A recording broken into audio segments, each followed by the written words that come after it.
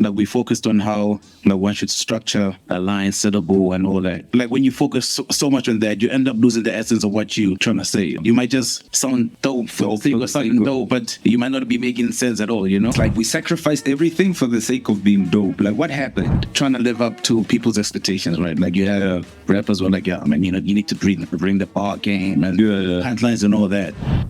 Us as Amachita, we carry the burden of performance. Yeah. You know, that's why you were saying earlier on that one of the things that's on your mind is the sustenance of the people who are reliant on you. Yeah. To survive. Yeah.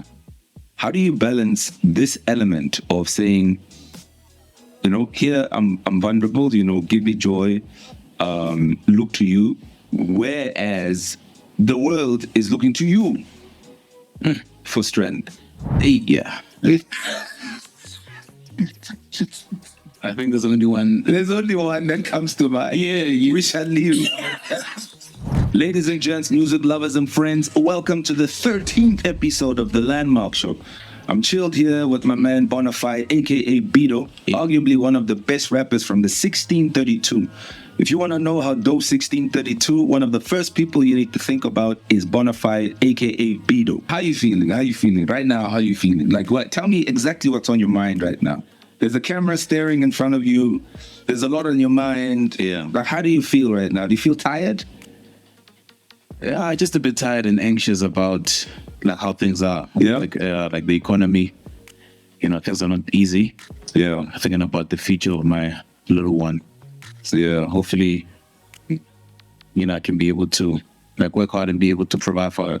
Yeah. That's where my mind is at. And I can say music is a way for me to kind of like break out of it. You know, it's an outlet for me to voice out what's inside. Yeah. Yeah.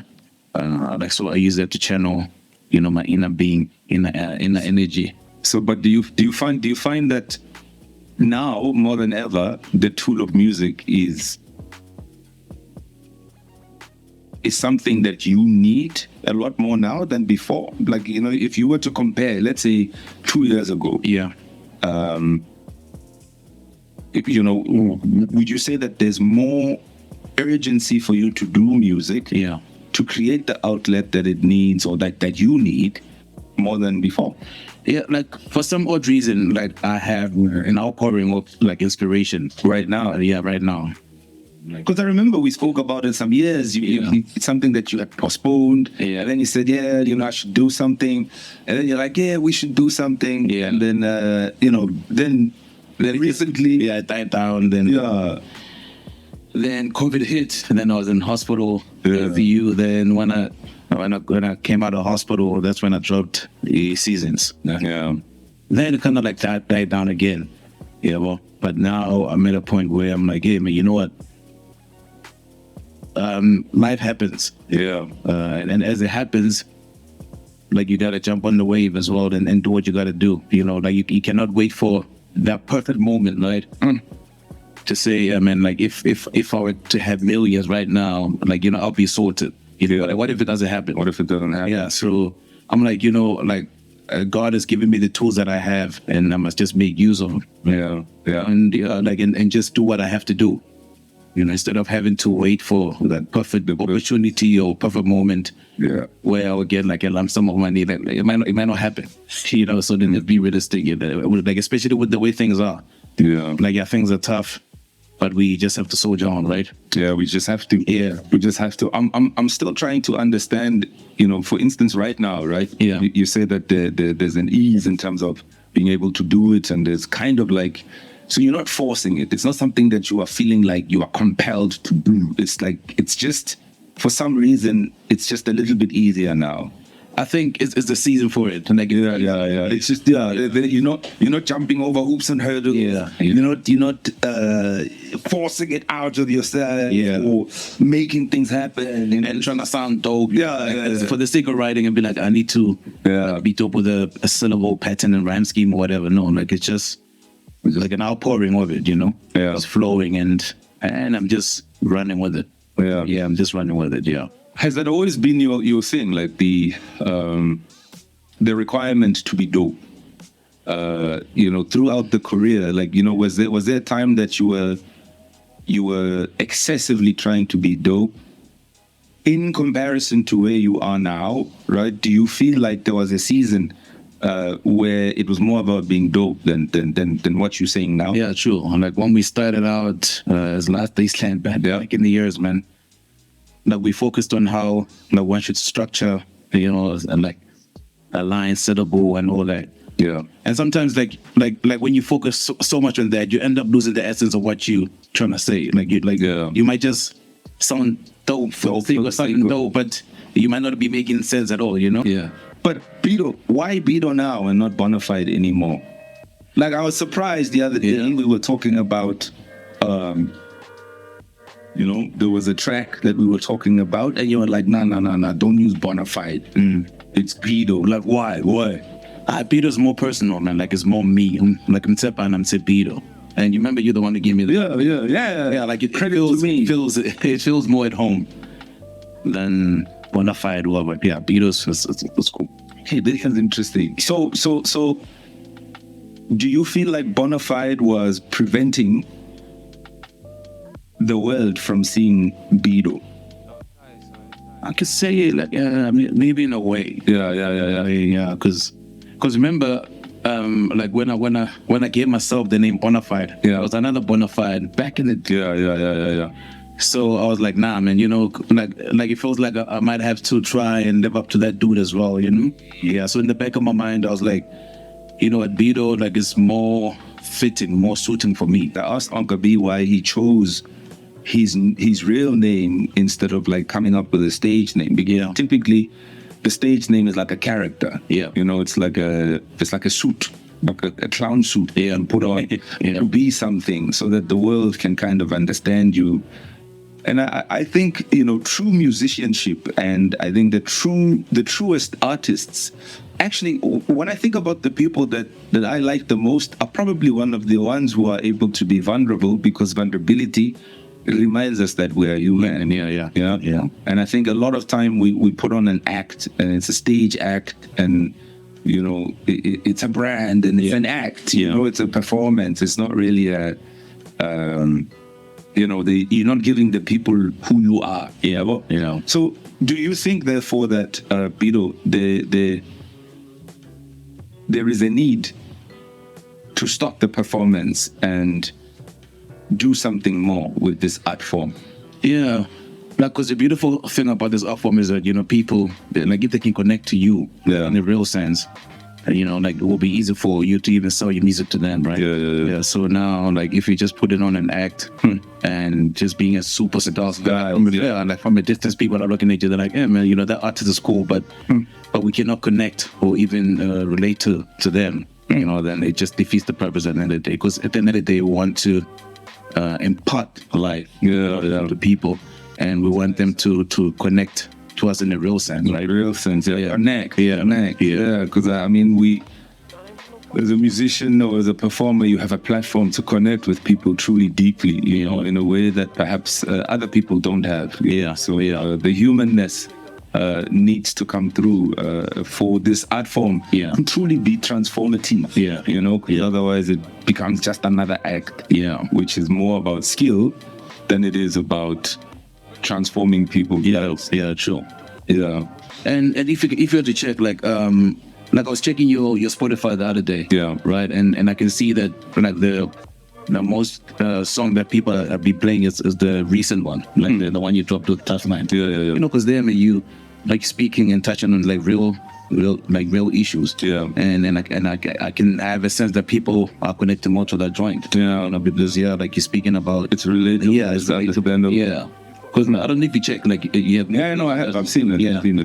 It's interesting. Interesting. So where did it go wrong? Like, where do you think it went wrong? Like, where did we suddenly think that being dope is the ultimate ambition for us? Like, how did it get to a place where it's like we sacrificed everything for the sake of being dope? Like, what happened? Did we get the wrong memo? Did they give us the wrong script? I do. They gave us the wrong script.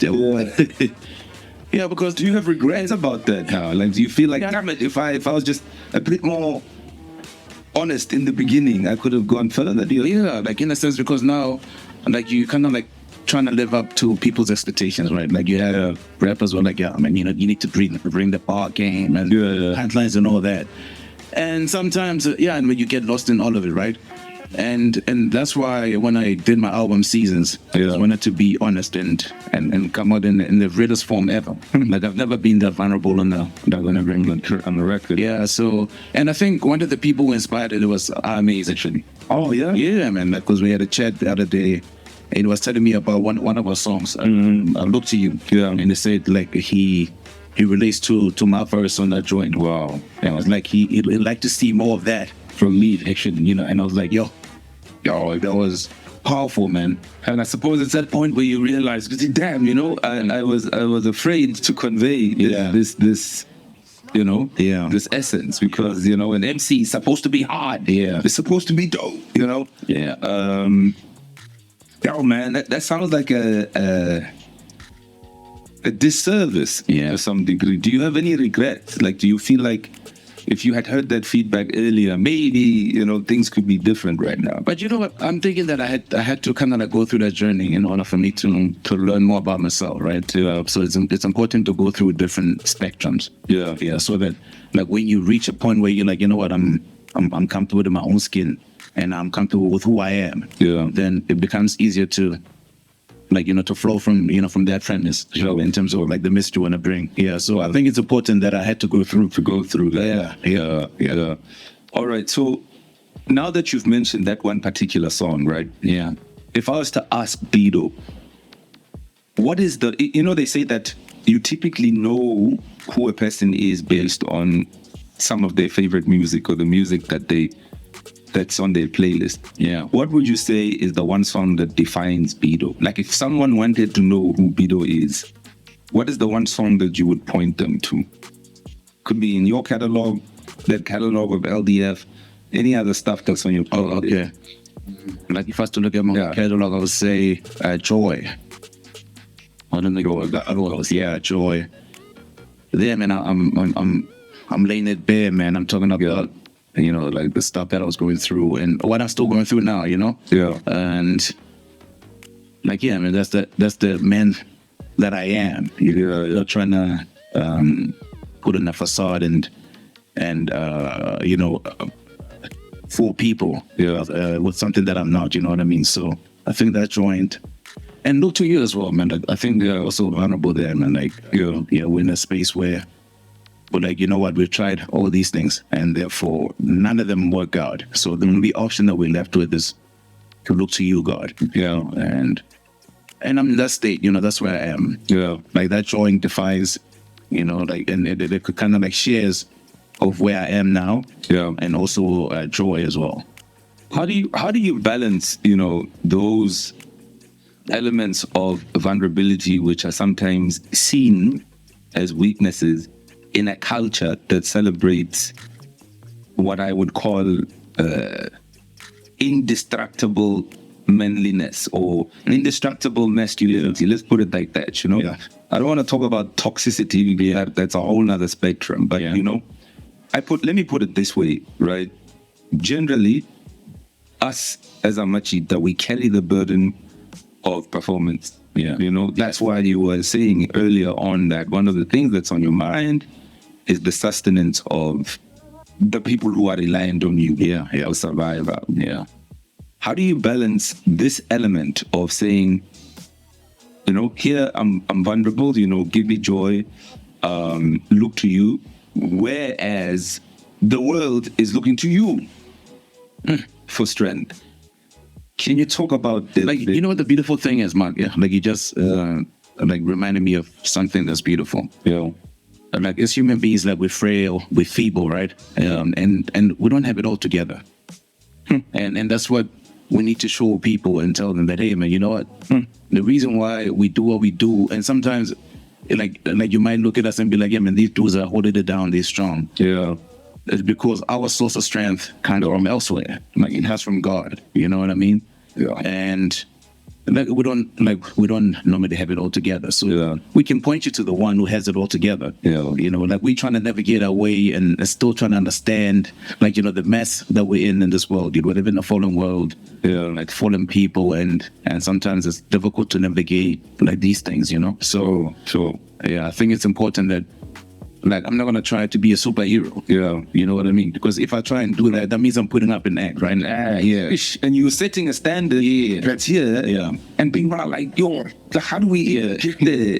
You are not as well put together as the act and the performance that you are putting in the public. You know, you are kind of literally dying from the inside, but you're putting out an act. Yeah. So, Bhiddo, we you know, on the topic of what you just mentioned, as far as you know, the act that we typically put up, you know, and the barrier that we create, because I think it creates a barrier. You know, this image of perfection that you portray puts a barrier, and people can't access you because they think, yo, this dude has got it figured out way too much. You know. Yeah. And then we also live in a world that's driven by ambition. Yeah. Like, right? We everyone is selling ambition. Like churches are selling ambition. Yeah. Advertisements are selling ambition. People are trying to sell cars by selling ambition. Yeah. There's like ambition attached to everything. Yeah.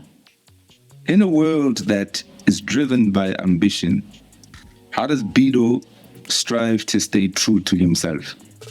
Yeah, man, having like chilling with brothers like you like you call me, you call me down and be like, hey, dude, on the side, do one. Because it's important, like no man is an island, right? Yeah. So we like survive and exist in a community. Like we're able to like share ideas and whatever we facing and going through, right? So like it's important we like we maintain that type of standard, like have like people who are gonna hold you accountable, right? Yeah. Like if you, well, let's just say they wanna call you out and be like, hey, dude, like, yeah, that's not how we roll. And so Okay. yeah, Okay. So meaning that some people that can call you into order is one of the ways that, you know, it keeps you afloat. yeah, it keeps me afloat. And also, what gives me a sober mind is I know that I have to be responsible for my family, my wife and daughter. I have to make sure that like I don't lose sight, I don't lose focus. You know, one of the ways like in which I make sure that I hold it down. You know. Yeah. I suppose when you realize that any foolish mistake that you can make won't just cost you; it's gonna cost everyone. Yeah. Reliant on you, then the stakes are high. The stakes are truly high. Yeah. No, I get it. In the 20 years of performing, we've encountered some challenges, from technical difficulties to weird stuff, right? Yeah. What comes to mind if I was to ask you, what is the most outrageous experience on the road that you recall that was both outrageous, crazy, but also hilarious? Beautiful memory was Tanzania. The Be Connected Festival, man. Oh, that was crazy, eh? Yeah. Like I remember, like when after our performance, because we were giving out CDs, and like they had to escort us because people were going crazy, rushing up. Yeah, man. That was a beautiful like setup. That was a beautiful scenery, man. I'll never forget that. Yeah.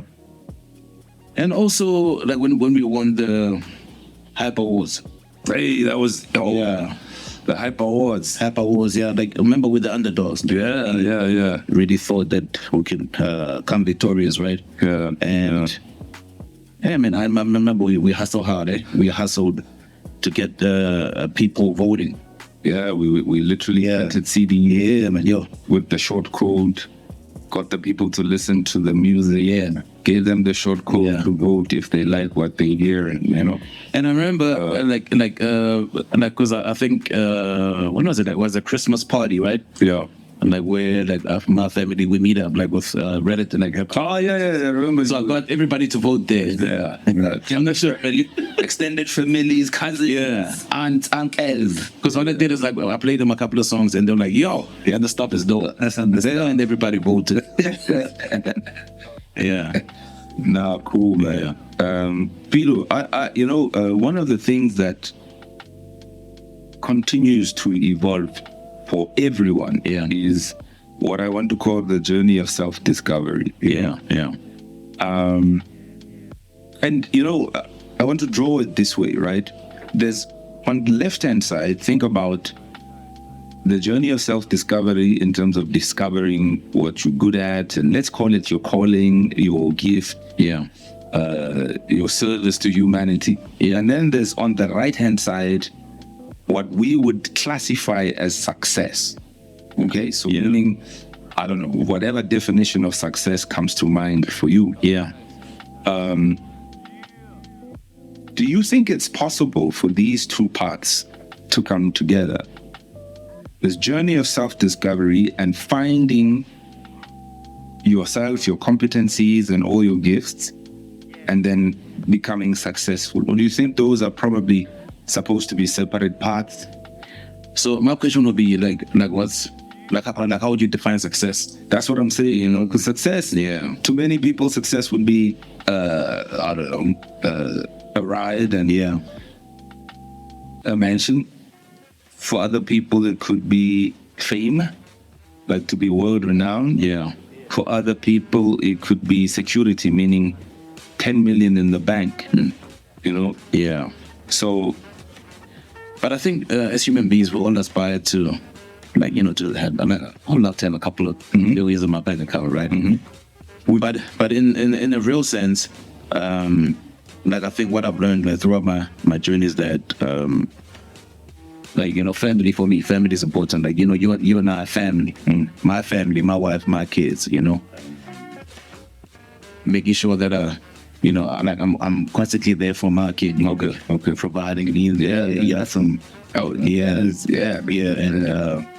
And being a good husband to my wife, having her the way I'm supposed to, so that my daughter can learn how she should be treated. Because that's the type of success that is hardly ever mentioned. But is possibly it's the most accomplished you can be is probably that. Everything else is great. But one of the first victories definitely is that. I'm speaking from a point of where I am right now, right? So if I was to say that I want to wait till I have millions so that I can be able to do, all the things that I wanted to do. Then I think I'll end up neglecting, the things that I have, right? I have a wife, So if I don't treat her right and love her the way I'm supposed to, what's going to happen? If I don't impart life and knowledge into my daughter's life, then what's going to happen? So the most important thing is that I have to be there and provide for my family, protect my family, and make sure that I'm, there 24/7. So therefore, there is a possibility from what I'm saying, from what you're saying, I'm gathering that perhaps there's a possibility that ambition and the pursuit for success could be detrimental to you because you may neglect the most important things when chasing success. That's true. I know some people will beg to differ or think different, but because it's important. If I'm grafting in what I'm doing, right, I have my family in mind. It's important. I should know what I'm working towards, right? And that's not because what's it for? What's it for, man? What is the one thing based on what you've just said that you wish they would have told you about being an adult and being a father and a husband? What's the one thing you're like, man, why didn't anyone warn us? Why didn't they say, hey, your man who can't every day? What's the one thing that you wish? That's thinking about Abazan, my dad, man, from the jump, he's been telling me, in one, it was a cooler one day. It was born. I wish I listened to him play. But I'm glad that he tried his best, man, to prepare me for this government job. Okay, so basically what you're saying is that when it got real, when you needed to make all the choices and do the balancing, it wasn't surprising. You weren't like, nobody warned me. And you're like, hey, Mara, you know what? I should have maybe asked a bit more. What do you mean? It's like, what's going on there? What is going on? Let's go back to the musical career, Bhiddo. What is it that you would like to accomplish? how would you define accomplishment as far as your musical career is concerned? I'm not gonna talk about like wanting to sell like millions of records. But you're doing it for a reason, Yeah, right? like, So yeah. how So my accomplishment, like I think there was a time where like one of the guys like with social media reached out to me, and they said that my music saved their lives. You know, so for me, man, it gives me a sense of fulfillment and purpose. Yeah. That like I'm not doing it in vain, right? That what I'm doing, that does have a bit of direction to some extent. You know, so like if I can impact people's lives like with my words, then I'm happy, man. No doubt. Nothing beats that. Nothing beats that. I guess it's that. Yeah. You can't even attach a price to that. Yeah. You can't even attach a price to that.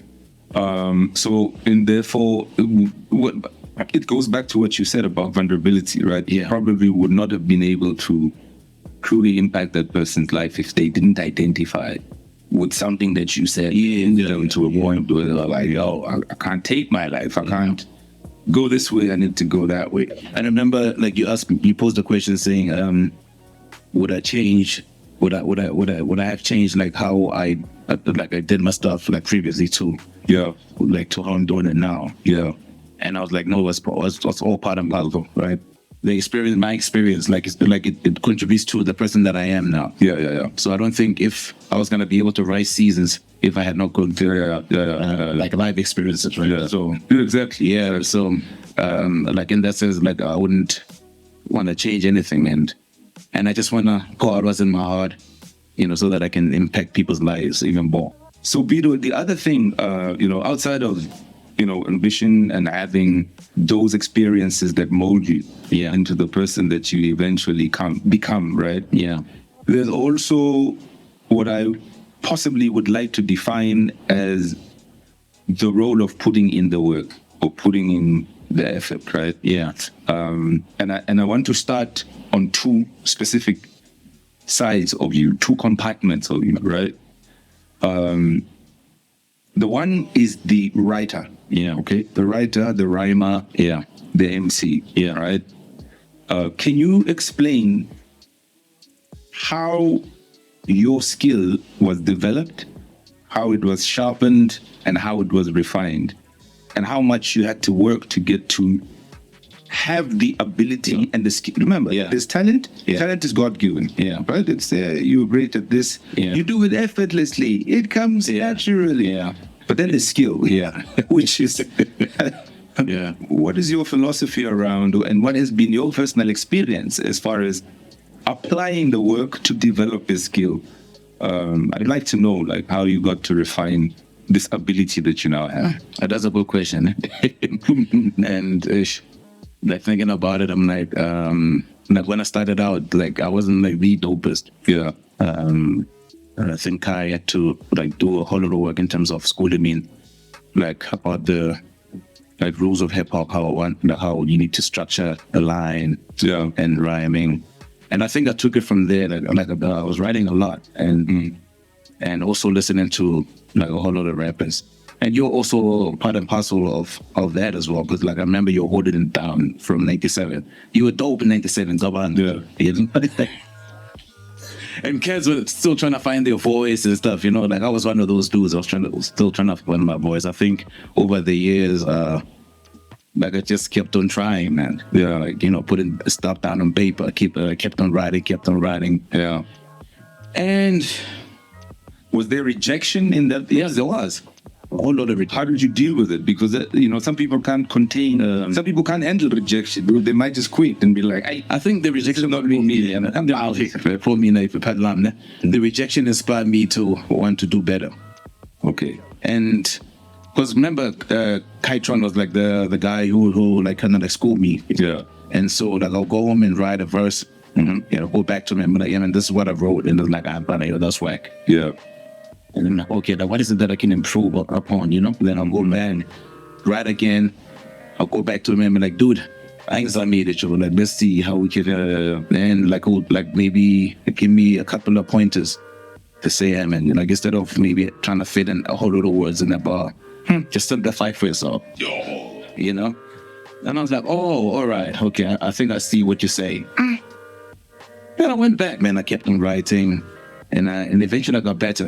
Like it's kind of like an athlete, right? Like if you want to win, like you have to put in the work. You have to put in the work all the time.